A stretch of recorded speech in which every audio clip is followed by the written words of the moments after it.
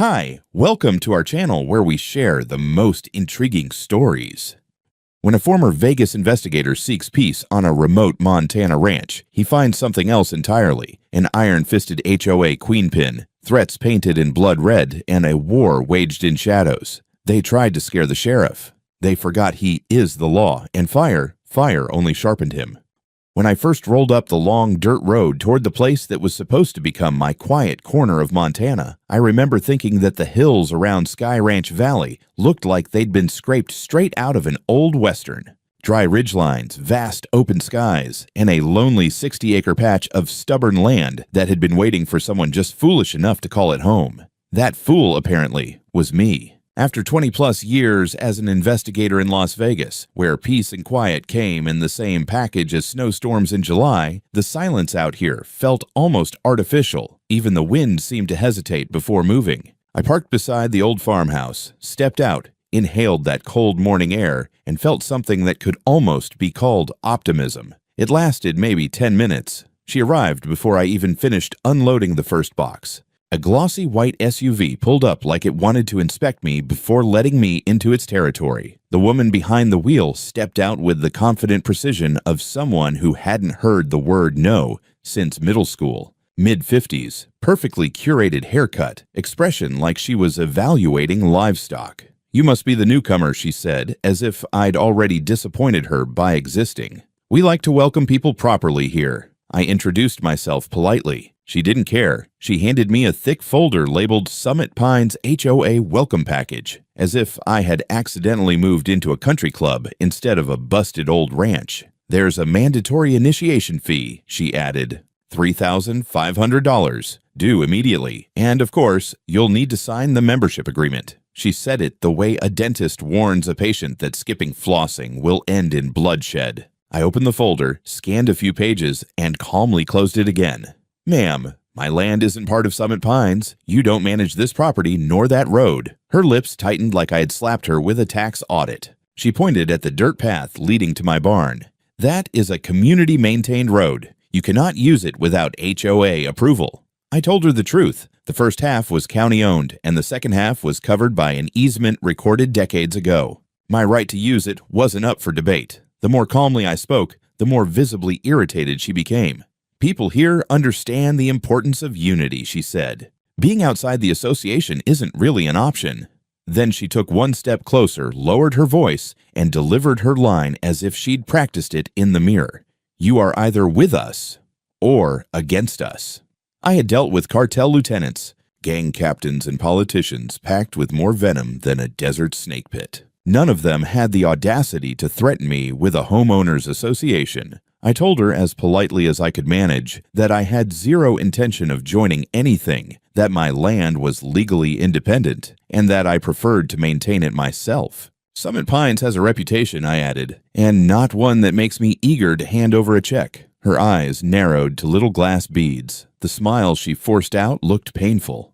"We'll see how long that attitude lasts," she said, climbing back into her SUV. She drove off without another word, leaving a puff of dust and the faint but unmistakable scent of trouble brewing. The kind of trouble that doesn't stay politely on its own side of the property line. I stood there for a moment, hands on my hips, staring down at the welcome packet she'd tossed my way like a curse. Then I dropped it straight into the trash can beside the porch. That was my real welcome to Summit Pines. It started with the truck. An unmarked white pickup pulled into my driveway around 11 on a Tuesday morning, the kind with a magnetic sign slapped on the door reading Westbrook County Inspection Services. Two guys stepped out, one tall and wide, the other short with nervous eyes, and they looked around like they already knew what they were about to find.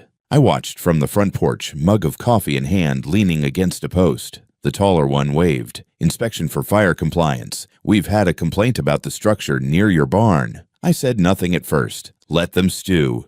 They were clearly fishing. I gestured toward the barn. "Go ahead. Let me know what you find." They walked around like tourists at a condemned amusement park, pointing at the tractor's canopy, poking at the support beams with a clipboard, and muttering things like non-compliant angle and combustible storage. Proximity. I knew the setup was legal. I'd rebuilt the awning with county specs and filed the paperwork myself. One of them, the shorter one, lingered near the shed and quietly said, "Listen, no offense, but you'd be a lot better off if you joined Summit Pines. These little headaches, they tend to go away once you're a member." I stared at him, and he knew he'd said too much. I didn't respond, just took a sip of coffee and gave him the kind of look you reserve for someone trying to sell life insurance at a funeral. They left 15 minutes later, no citations, just vague mutterings about future reviews. That night, I noticed the first message. It was scrawled in red paint across the side of my woodshed, 3 feet tall, dripping like blood in the moonlight. "Are you blind? In the corner smaller, join or lose." I stood there a long time, flashlight trembling in my hand. I'd seen messages like that before, back in Vegas. Gang graffiti, warning signs, the kind of marks you leave to let someone know they're being watched. But this wasn't the Strip. This was Montana, and this was my land. The next morning, I bought 6 trail cameras, the kind with no glow IR and motion triggers, and set them up in a wide perimeter. I buried 3 near the road, and 2 in the tree line behind the barn. The last one I strapped to a fence post, hidden under camouflage netting. Over the next 2 nights, nothing. But on the third, just before 3 a.m., I caught them. 2 figures, both hooded, one tall and one slight, moving through the shadows like they'd practiced it. They parked a truck, no plates, down the hill, hiked up through the brush, and lingered near the barn. One sprayed more graffiti on the side, "Shane is next," while the other kept lookout. The footage didn't show faces, but the way the smaller one moved, the way she flipped her hood back briefly to scratch her head, was enough to guess gender. Female. Young. The body language, the gait. It all matched. The truck was a newer Dodge Ram, dark gray, tinted windows. The bed was empty. I took stills, labeled every frame, and stored backups in 3 different drives. I also forwarded a copy anonymously to the Westbrook County Sheriff's Office, specifically the tech analyst I trusted most. I didn't include my name, just GPS coordinates and a note. Threats escalating. Suspects may be tied to local HOA. I was careful not to reveal my involvement. Not yet.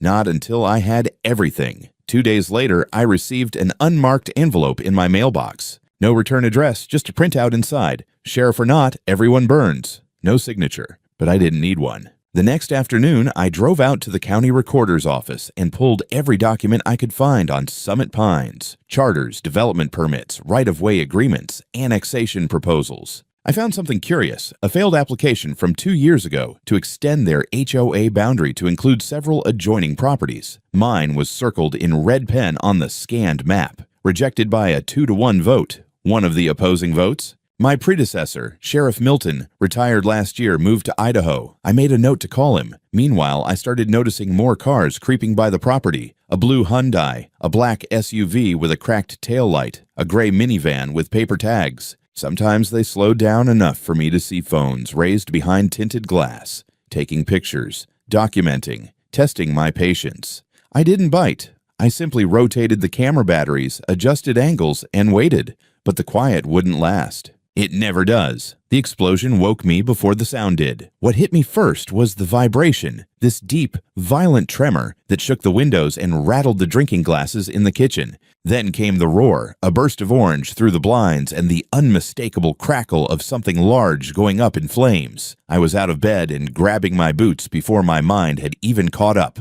By the time I stepped onto the porch, the sky above the barn was pulsing with firelight, like a flare dropped into a mine shaft. The tractor was burning. My John Deere, a monster of a machine that weighed more than a fully grown bison, was engulfed in a tower of flames so hot the metal was already warping. Burning diesel punched the air with thick, choking smoke. Sparks shot upward like angry fireflies. For a split second, I just stood there, rooted to the steps, staring at the inferno that shouldn't have been possible. Then instinct kicked back in. I sprinted toward the hydrant, cranked open the valve, and dragged the hose toward the fire. But the heat was too intense to get within more than a few yards. Even from that distance, the air felt like I'd opened an oven door into my face. Fire crews arrived fast. Benefits of living in a rural county where everybody knows everybody's address. By the time they got the flames under control, the tractor was a collapsed skeleton of twisted metal, tires melted into bubbling black puddles. I watched in silence as water steamed off the smoldering wreck. One of the firefighters, a guy I'd gone fishing with twice, gave me a grim look.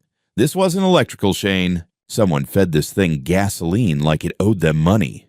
I didn't say a word. I just nodded, jaw clenched hard enough to crack molars. Inside the house, I pulled the drive from the fence post camera and loaded up the footage. The motion trigger had caught movement at exactly 4:07 in the morning. A figure in a hoodie and gloves, thin build, carrying a red jerry can. She moved quickly, like she'd rehearsed every step. She climbed onto the side rail of the John Deere, unscrewed the fuel cap, and poured until the can was empty. Then she stepped back, flicked a lighter, one tiny spark in the dark, and the tractor erupted like it had been waiting for the cue. Even through grainy infrared, the height, the frame, the posture, they all connected like puzzle pieces snapping the final inch. The same silhouette from the earlier footage, the same gait, the same furtive glance over the shoulder, a young woman. And small enough to fit the profile of exactly one person who had every reason to make this personal. I made copies of the video, encrypted the files, and sent them directly to the forensics division. No sender name, no commentary. Just coordinates, timestamp, and arson suspect female. Vehicle seen approaching from South Service Road. I wasn't about to contaminate my own investigation by admitting who was behind the report. Not until the evidence was airtight. While the fire department cleared out, I drove into town. No lights, no sirens, no badge on display. I just sat through a morning meeting like any other sheriff, listening to routine updates on road maintenance, budget numbers, and a livestock theft 2 towns over. I didn't mention a word about the fire. The fewer people who knew, the fewer who could leak it. But the leak came from somewhere else. Around noon, my phone buzzed with an anonymous message, just a screenshot. A post from the Summit Pines community page, written by none other than Karen Aldrich. Some folks don't know how to respect our community. Heard our stubborn neighbor lost his tractor this morning. Actions have consequences. Not a confession, but close enough to make my blood run cold. And then, at the bottom, if I were him, I'd think about moving before more accidents happen. I leaned back in my chair slowly, letting the words simmer. She wasn't hiding it. She was bragging, laughing, threatening. The next blow came an hour later when a former HOA groundskeeper texted me. The man had quit last week after disagreements with Karen. His message was shaky and full of typos, but the meaning was crystal clear. I heard her arguing our daughter last night. Karen said, "He'll regret not signing. Let him rot without his damn tractor. You didn't hear it from me, daughter." That single word narrowed the suspect pool from 20 people to exactly 1. I finished my reports in silence, walked through the station like nothing was wrong, and went home. The tractor was still steaming in the winter air. Its frame collapsed inward like a blackened rib cage. I stood there a few minutes, listening to the soft hiss of cooling metal, taking in the acrid smell of burnt rubber and diesel. It wasn't grief I felt. It was calculation. Someone had declared war, and they expected me to respond in anger. They were wrong. I responded by gathering evidence, one frame at a time. The thing about investigations is that they don't reward emotion. They reward patience, pattern, and the kind of quiet persistence that drives guilty people insane. Karen clearly expected me to come storming into her cul-de-sac, screaming about tractors and gasoline. She wanted a scene. She wanted a sheriff acting like a victim, not an officer. So I gave her the opposite. Nothing. Silence. Stillness. And the steady tightening of a rope she didn't even know was around her neck.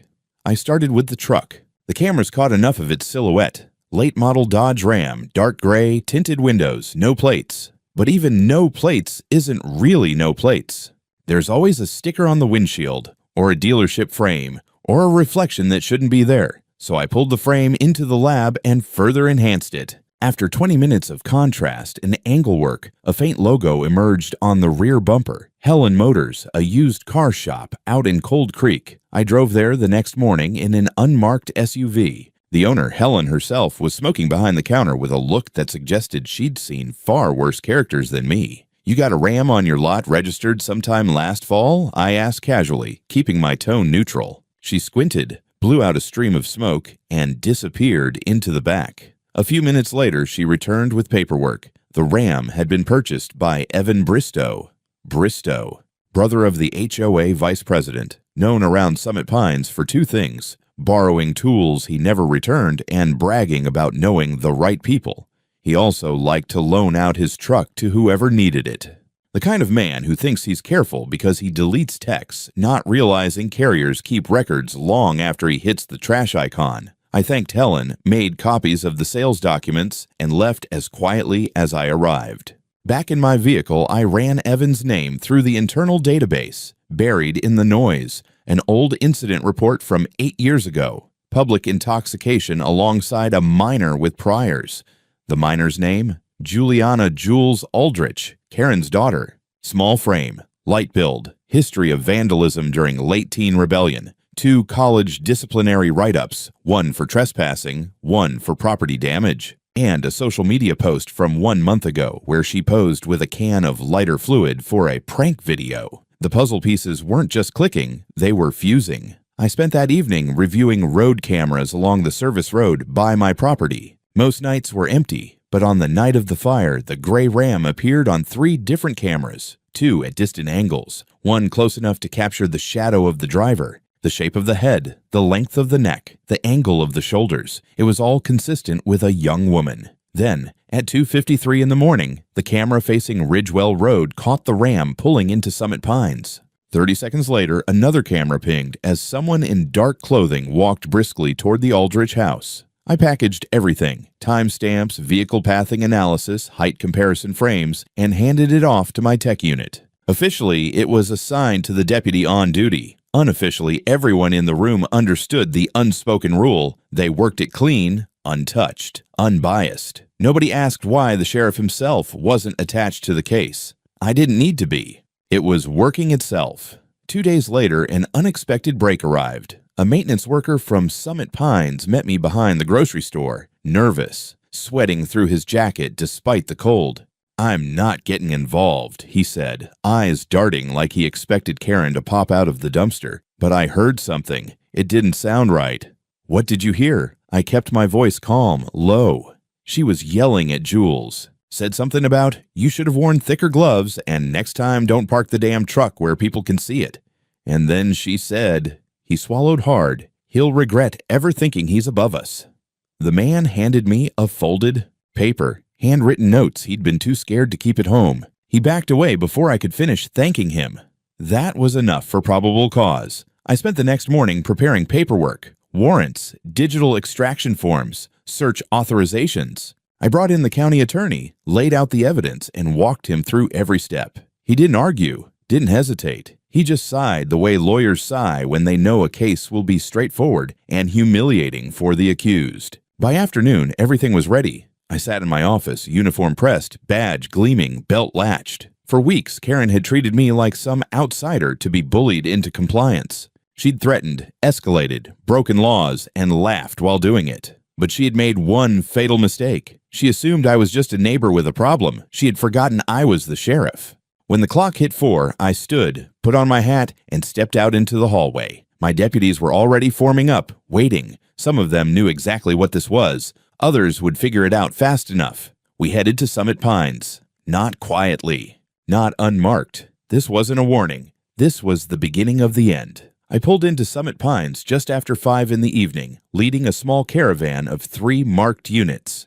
The sun was low, casting long shadows over the identical beige houses and overly fertilized lawns. Residents peered through windows and parted curtains like prairie dogs sniffing a storm. They knew something was coming. They just didn't know for who. We stopped in front of Karen Aldrich's colonial monstrosity, complete with white pillars and matching HOA president sign staked proudly in her front yard like it was a military rank.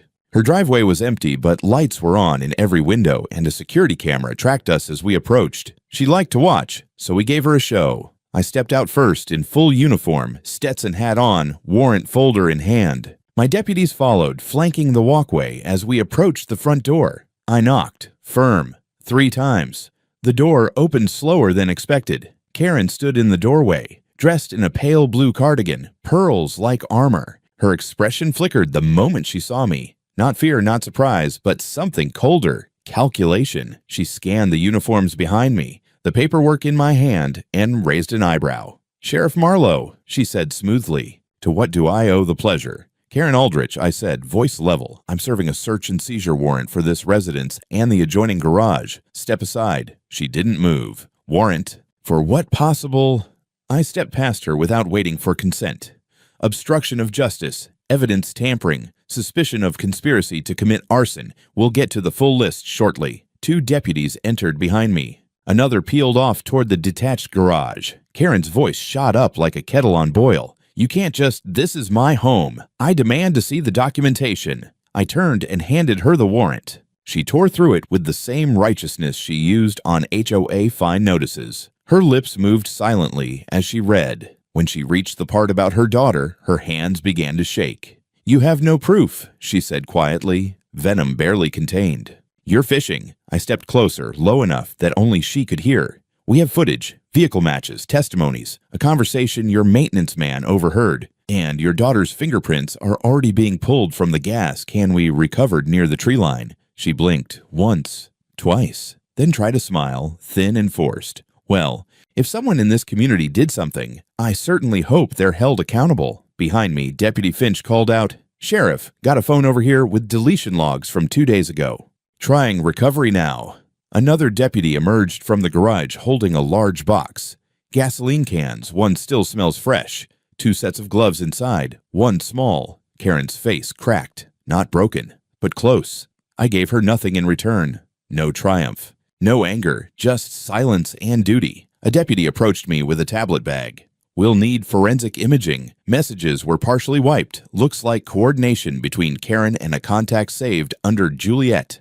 That was enough. I signaled the arresting officer. Karen Aldrich, you are under arrest for suspicion of criminal conspiracy, intimidation, obstruction, and incitement to commit arson. Place your hands behind your back. She recoiled. This is harassment. I am the president of this association.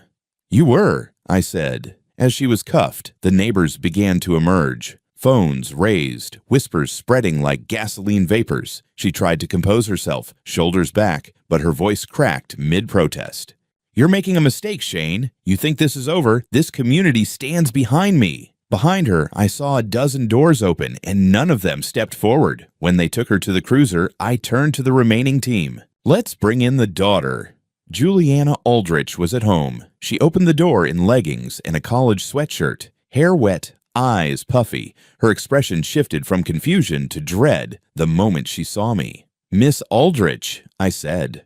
You're being detained for questioning in connection to the arson incident on the Marlowe property. She didn't even ask why, just nodded, didn't cry, didn't run. She knew it was coming. By nightfall, Karen and Jules were both in custody. My evidence team was processing devices, reviewing chats, recovering deleted images. One of them found a selfie. Jules in front of the barn weeks before the fire, middle finger up, captioned, should have paid the HOA tax, Sheriff. They sent it to my phone. I stared at it for a while, didn't smile, didn't save it. I just forwarded it to the district attorney. The case was moving, and it wasn't just about a tractor anymore. The interrogation rooms at the Westbrook County Sheriff's Office aren't built for drama. No two-way mirrors, no swinging light bulbs. Just pale walls, a table bolted to the floor, and the quiet weight of time. I sat across from Jules Aldrich, hands clasped, watching her twist a hair tie between her fingers like it was the only thing keeping her tethered to this planet. She hadn't asked for a lawyer. Not yet.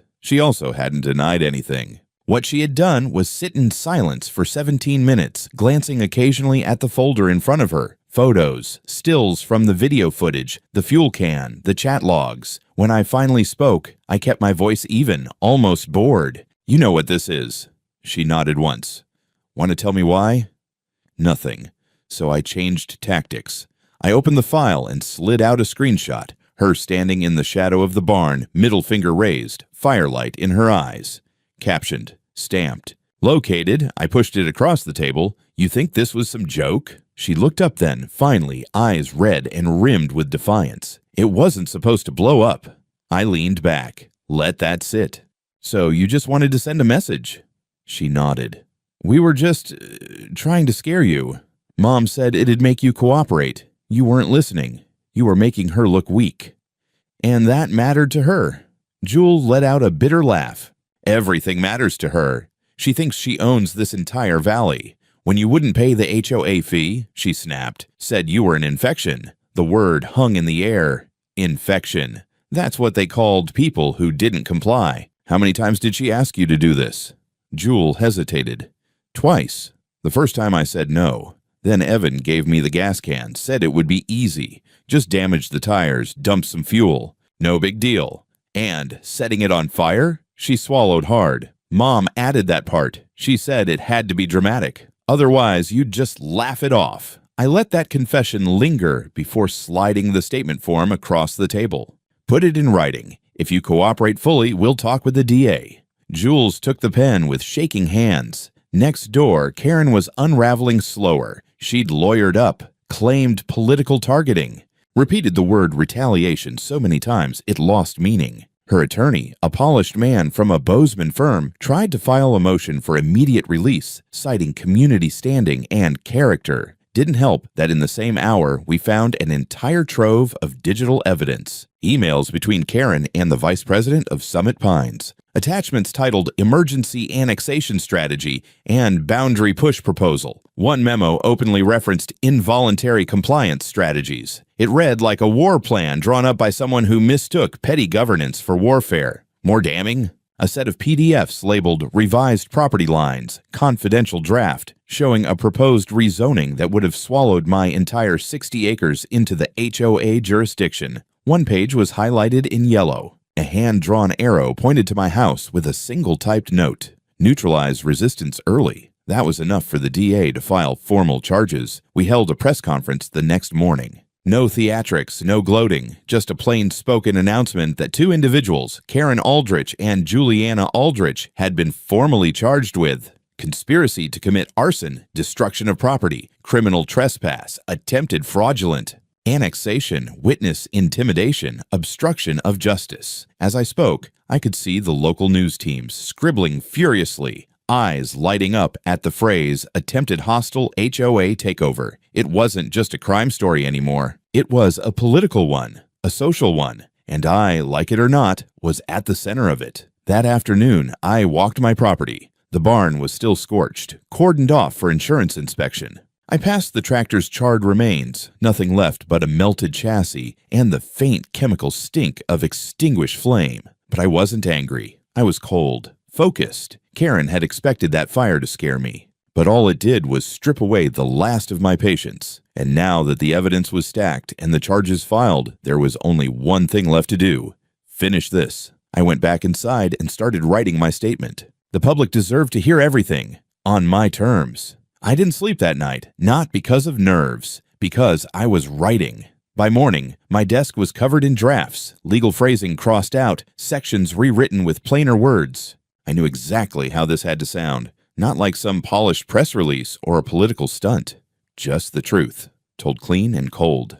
A former investigator, now sheriff, explaining to the public exactly how a power-hungry HOA president torched my tractor to punish me for not submitting to her authority. By noon, I had the final version uploaded to the county website and my own personal blog. I attached the relevant exhibits, video stills, excerpts of chat logs, and a scanned copy of Karen's annexation proposal with her signature. It was titled, Why My Tractor Burned, and Why This Concerns Every Property Owner in Westbrook County. It took less than 20 minutes for the story to go viral across Montana Facebook groups. 3 hours later, it hit regional media. By dinner time, I was getting calls from Denver and Seattle. That night, I was invited to speak on a live-stream town hall hosted by a statewide property rights coalition. The host, a grizzled rancher in a weathered denim jacket, leaned in after I recounted the last few weeks. You mean to say, he drawled, that an HOA tried to expand their authority through fire?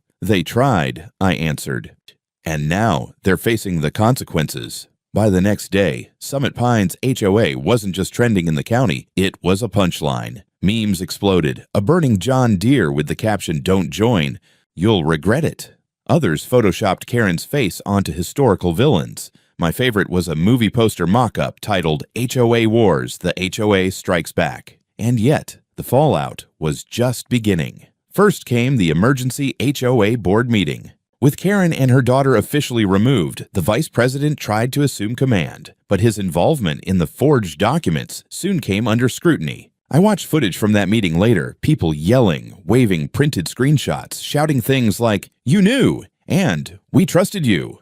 Then came the lawyers. 5 homeowners filed independent lawsuits against the HOA for fraud, coercion, and illegal dues collection. 2 of them revealed that their fences had been relocated mysteriously by HOA contractors last year to match updated boundary expectations, they were told. One man, a Vietnam veteran in his 70s, marched into my office with a crumpled letter from Karen dated 3 years prior, threatening him with legal action for having a non-compliant shed that was fully on his own land. I knew she was crooked, he said. Didn't think she was a damn arsonist too. By the end of that week, the county zoning board issued an emergency order to audit every HOA document filed by Summit Pines in the last 5 years. Turns out, there were a lot of revised maps floating around, most of them never formally approved by any county department. In response to the public outrage, the mayor of Westbrook, previously friendly with Karen, held a press briefing. She fumbled through a short statement, claiming ignorance of the annexation attempt, but the emails said otherwise.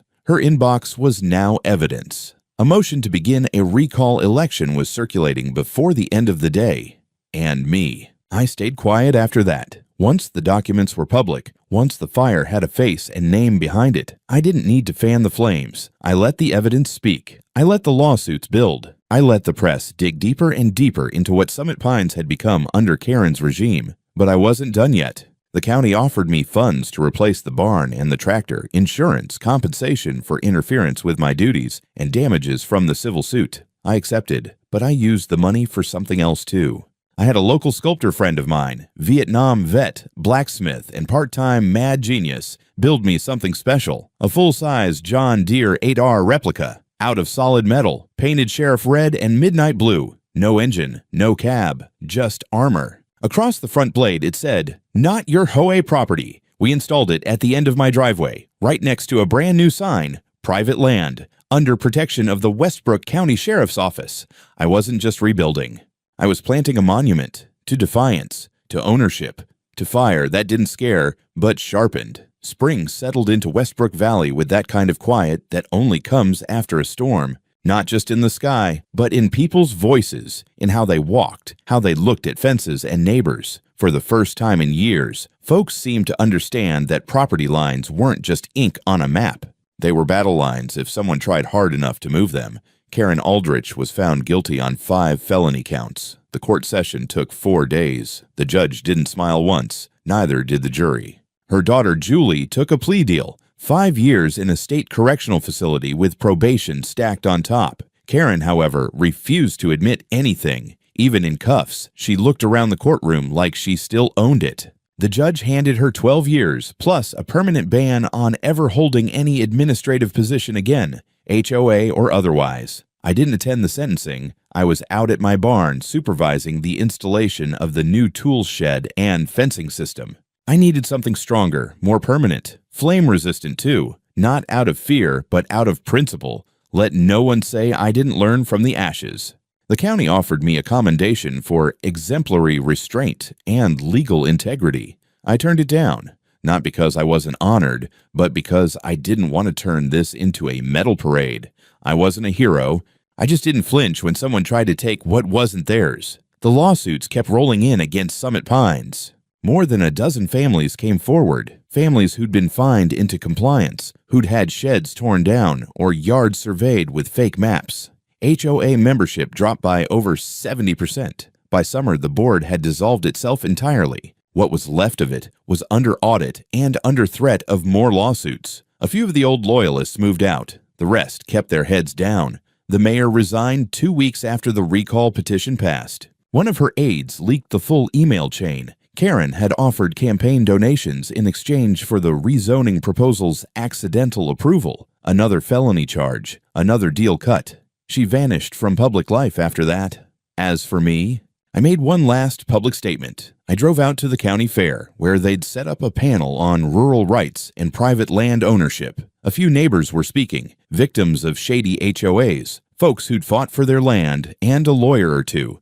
I didn't take the stage. I just walked up to the mic during the Q&A and said, "Your home is not a democracy. It's not a committee, and it damn sure isn't a favor granted by someone in a blazer with a clipboard. If you bought it, if you pay the taxes, if you built the fence and mowed the weeds, then it's yours. If someone lights a fire on your land, you don't ask them for forgiveness. You put it out, and you make sure the arsonist never gets to strike a match again. People applauded. Some stood up. A woman cried. I left before the cameras followed. Now, every morning, I drink my coffee facing east, where that steel John Deere catches the rising sun. It's already rusting in places, and that's fine. It's not meant to move. It's meant to remind. I still get letters, emails from sheriffs in other counties, from farmers across state lines. Even got a call from a guy in Tennessee who said, "Man, I thought it was just me." It never is. You just have to speak fire in a place where they only understand smoke. And when the next Karen shows up with a clipboard and a smile and a threat dressed up like policy, I'll be waiting. Not as a victim, not as a member, but as the law.